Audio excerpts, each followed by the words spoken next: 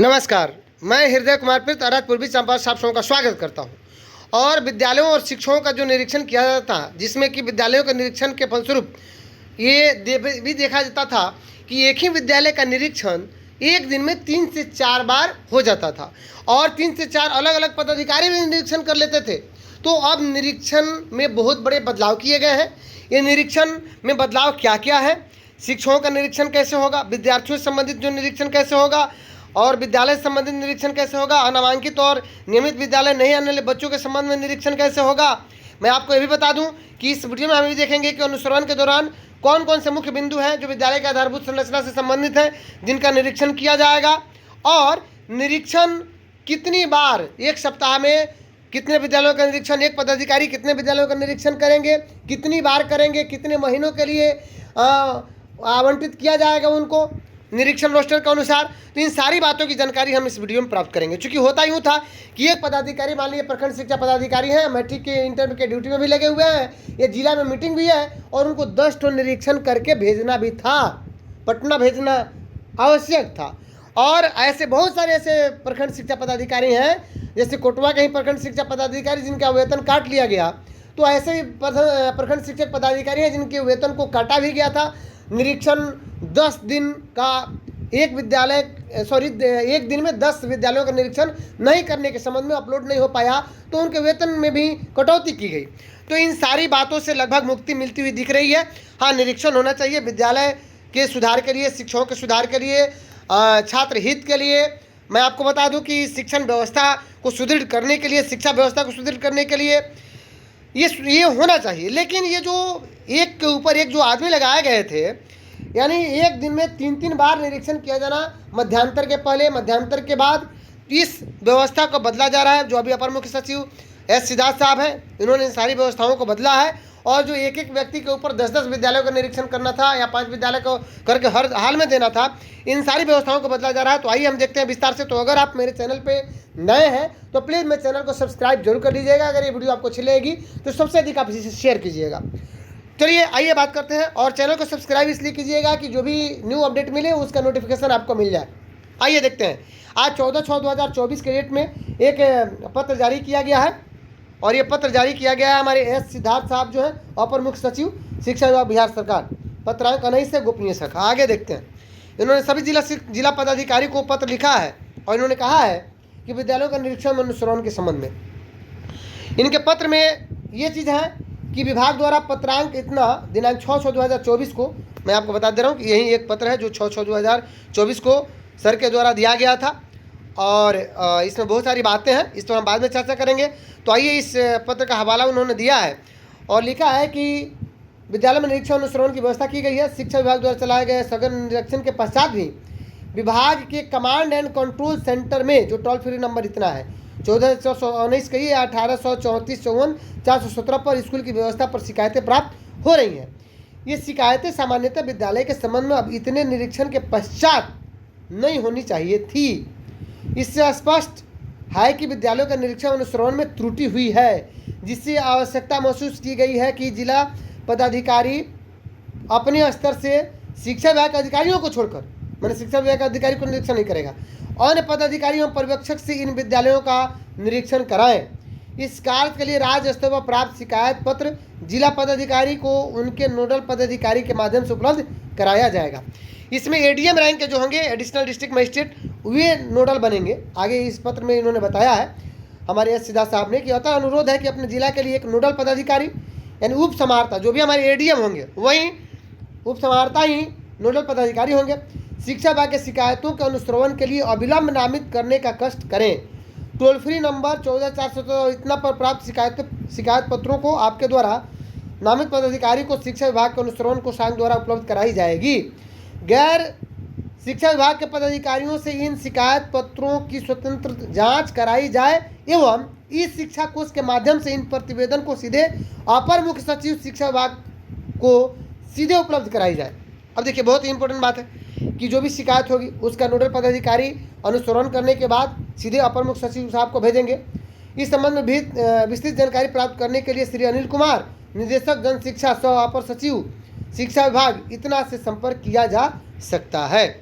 आइए आगे बात कर लेते हैं कि आखिर निरीक्षण किन किन बिंदुओं पर होगा, क्या क्या निरीक्षण में देखा जाएगा, कौन कौन से महत्वपूर्ण जो चीज़ होंगे, और शिक्षक छात्र विद्यालय संबंधित क्या क्या निरीक्षण होगा। तो आइए देख लेते हैं। सबसे पहले ये पत्र जो है 6/6/2024 का है, यानी 6 जून का है।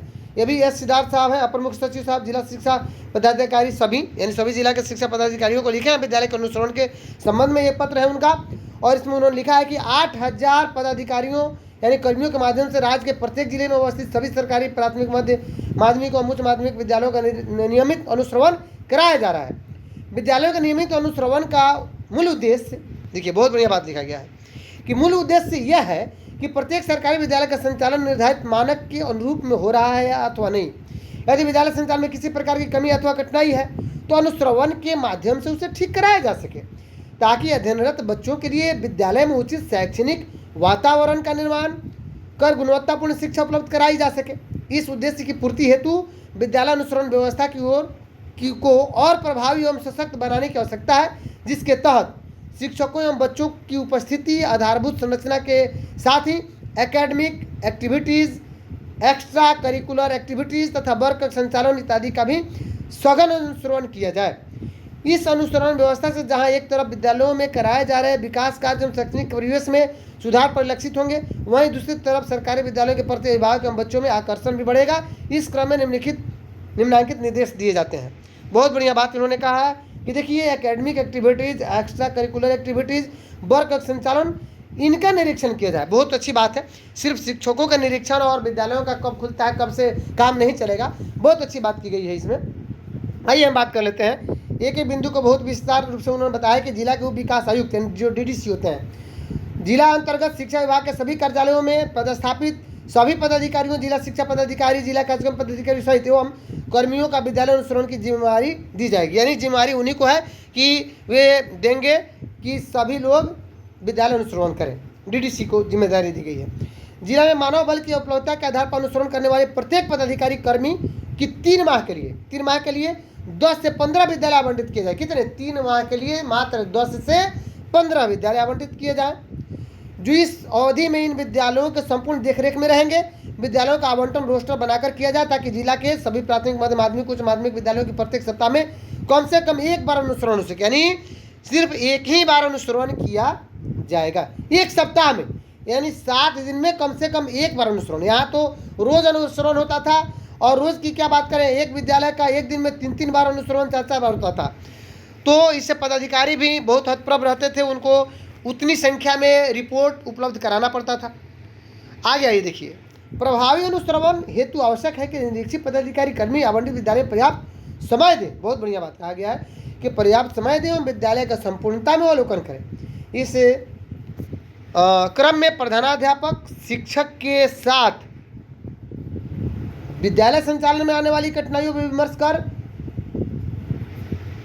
समग्र रूप से विद्यालय को विकसित कराएं, ताकि उक्त विद्यालय में बेहतर शैक्षणिक वातावरण तैयार हो सके। बहुत बढ़िया बात की गई है। जो 3 नंबर पॉइंट है, निरीक्षित पदाधिकारी कर्मी अनुसरण हेतु आवंटित प्रत्येक विद्यालय का प्रत्येक सप्ताह में कम से कम एक बार निरीक्षण अनुसरण, यानी एक बार कम से कम निरीक्षण कर लेना है। यानी कहा गया है कि एक बार कम से कम निरीक्षण कर लेना है एक सप्ताह में। और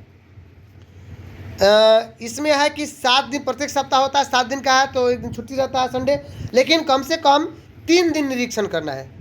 निरीक्षित पदाधिकारी को सप्ताह में कम से कम 3 दिन निरीक्षण करना है, आवंटित विद्यालयों को निरीक्षण करना है, और अगर हो सके तो किसी विद्यालय को एक सप्ताह में 2 बार भी कर सकते हैं, तो कोई बड़ी बात नहीं है, लेकिन कम से कम एक विद्यालय का एक बार सप्ताह में अनुश्रवण होना चाहिए। दूसरी बात कहा गया है कि अनुश्रवण के दौरान विद्यालय पाई गई कमियों को ठीक कराने हेतु अनुसरणकर्ता जिम्मेवार होंगे। आगामी सप्ताह के अनुसरण में विद्यालय में पाई गई कमियों के सुधार की पुनः समीक्षा करेंगे बैठ करके। वहाँ भी हेडमास्टर या शिक्षक रहेंगे, और पूर्ण रूप में ठीक न हो जाए तब तक ये अनुश्रवण करते रहेंगे। यदि निरीक्षित पदाधिकारी अनुसरणकर्ता पाई गई कमी को अपने स्तर से अगर दूर नहीं कर पाते हैं तो अपने उच्च अधिकारी को सूचित करेंगे, है ना। और इस बात का भी ध्यान रखें कि सिर्फ खानापूर्ति के लिए नहीं, पत्राचार के लिए सूचित नहीं करेंगे, बल्कि वास्तव में उस समस्या का हल करने के लिए उप विकास आयुक्त द्वारा प्रत्येक 3 माह पर अनुसरण करने वाले जो भी पदाधिकारी 3 माह के लिए जिनको आवंटित किया गया है, तो इसमें ध्यान दिया जाना है कि पुनः अगला 3 माह वही विद्यालय उनको आवंटित नहीं हो, अलग अलग विद्यालय आवंटित हो, ये भी ध्यान रखा गया है।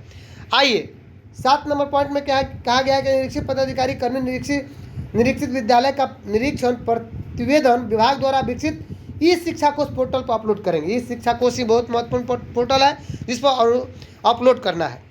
तो अभी तक आपको ये वीडियो अच्छी लगी तो सबसे अधिक आप मेरे वीडियो को शेयर जरूर कीजिएगा। अगर अभी तक आप मेरे चैनल को सब्सक्राइब नहीं कर लिए तो जरूर सब्सक्राइब कर लीजिएगा और बेल आइकन दबा लीजिएगा ताकि इस तरह का जो भी अपडेट आए आपको नोटिफिकेशन मिल सके। आइए आगे देखते हैं कि अनुसरण के दौरान देखे जाने वाले बिंदु। हम ये भी देखेंगे कौन कौन से बिंदु, हम ये भी देखेंगे कि विद्यार्थियों से संबंधित क्या अनुसरण होगा, शिक्षकों से संबंधित क्या अनुसरण होगा। तो आइए जो मुख्य बिंदु है उस पर भी हम ध्यान देते हैं। विद्यालय में शिक्षक एवं बच्चों की संख्या के अनुरूप वर्ग कक्ष का उपलब्धता होना चाहिए। ब्लैक बोर्ड, चौक, डस्टर होना चाहिए। अब ये नहीं कि एक कक्षा है 10 बाई 10 का, उसमें 60 बच्चे ठूसे हुए हैं, ऐसी व्यवस्था नहीं होनी चाहिए।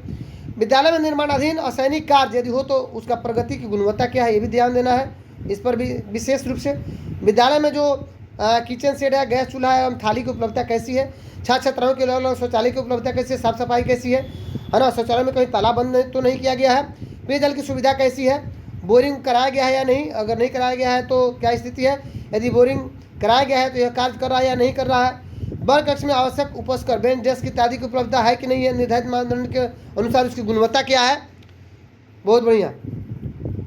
माध्यमिक उच्च माध्यमिक विद्यालय में प्रयोगशाला की उपलब्धता एवं उपयोगिता एवं यह भी देखा जाए कि प्रयोगशाला का बच्चों द्वारा नियमित उपयोग किया जा रहा है या नहीं किया जा रहा है। माध्यमिक उच्च माध्यमिक विद्यालय में पुस्तकालय की उपलब्धता उपयोगिता और बच्चों द्वारा उसका उपयोगिता किया जा रहा है कि नहीं किया जा रहा है, पुस्तकालय का यानी पुस्तकों का। मध्य माध्यमिक उच्च माध्यमिक विद्यालयों में ICT लैब की उपलब्धता एवं उपयोगिता, यह भी देखा जाए कि ICT लैब का बच्चों द्वारा नियमित उपयोग किया जा रहा है कि नहीं किया जा रहा है। विद्यालय परिसर में 4 दीवार यानी बाउंड्री है कि नहीं है, उसकी उपलब्धता है या नहीं है। विद्यालय में बिजली कनेक्शन है कि नहीं है, मीटर की उपलब्धता है कि नहीं है, वर्ग कक्ष में पंखा, ट्यूब लाइट एवं बल्ब की पर्याप्त उपलब्धता है कि नहीं। यह भी देखा जाए कि कक्ष संचालन के समय विद्युत उपकरण का उपयोग किया जा रहा है अथवा नहीं किया जा रहा है। खेल मैदान की उपलब्धता एवं उपयोगिता क्या है, खेल सामग्री की उपलब्धता क्या है, ये भी देखा जाए। अलमीरा में बंद तो नहीं है जो भी खेल सामग्री है ना, ये सामग्री कार्टन या बक्सा अलमीरा में बंद तो नहीं है। विद्यालय विशेषकर माध्यमिक उच्च माध्यमिक विद्यालय में सैनिटरी पैड, वेडिंग मशीन एवं इंसिनरेटर, क्या लिखा गया है, इंसिनरेटर उपलब्ध है या नहीं, यदि हाँ तो बच्चों द्वारा उपयोग किया जा रहा है या नहीं। विद्यालय परिसर की स्वच्छता एवं सौंदर्यीकरण की स्थिति क्या है। आइए विद्यार्थियों से संबंधित क्या उन्होंने आदेश दिया है एस सीधा साहब ने कि कक्षावार विद्यार्थियों का नामांकन एवं वास्तविक उपस्थित विद्यार्थी निर्धारित यानी पोशाक में आते हैं कि नहीं आते हैं। निरीक्षण प्रतिवेदन में अभियांकित किया जाए कि कितने प्रतिशत बच्चे पोशाक में आते हैं, विद्यार्थियों के पास पाठ्य पुस्तक है या नहीं है, कितने के पास है, लेके आते हैं कि नहीं आते हैं, नहीं उपलब्ध है तो क्या दिक्कत है। 1 से 3 क्लास तक के बच्चों के लिए स्टूडेंट किट जो दिया गया है, टीचिंग लर्निंग मटेरियल वो लेके आ रहे हैं कि नहीं आ रहे हैं। जो फाउंडेशनल लिटरेसी और न्यूमरेसी की जो अभी चल रही है ना प्रशिक्षण, तो इस किट की उपलब्धता यानी FLN किट की उपलब्धता है कि नहीं है, बच्चों द्वारा इसका उपयोग होता है कि नहीं होता है, क्या FLN किट कार्टून या बक्सा या अलमीरा में बंद तो नहीं है। कक्षा 9वीं के विद्यार्थियों द्वारा विद्यालय आने जाने हेतु साइकिल उपलब्ध है कि नहीं है, उसका उपयोग होता है कि नहीं होता है। विद्यार्थियों को पठन पाठन संबंधित गृह कार्य दिए जाने एवं विद्यार्थियों द्वारा गृह कार्य किए जाने की स्थिति क्या है। साप्ताहिक मासिक मूल्यांकन, त्रैमासिक, अर्धवार्षिक, वार्षिक परीक्षा का आयोजन एवं विद्यार्थियों की मूल्यांकन परीक्षा में उपस्थिति क्या है। बच्चों को उपलब्ध कराया जा रहा है मध्याह्न भोजन की निरंतरता एवं गुणवत्ता क्या है। यह भी देखा जाए कि प्रत्येक शुक्रवार को अंडा या मौसमी फल दिया जा रहा है या नहीं दिया जा रहा है। बच्चों के पास आधार कार्ड की उपलब्धता क्या है। आधार कार्ड नहीं रहने की स्थिति में प्रत्येक प्रखंड में 2 उच्च माध्यमिक विद्यालयों में अधिष्ठापित आधार मशीन के माध्यम से बच्चों का आधार कार्ड बनवाने हेतु प्रेरित किया जाए। यानी हर ब्लॉक में क्या रहेंगे, हर ब्लॉक में आपको 2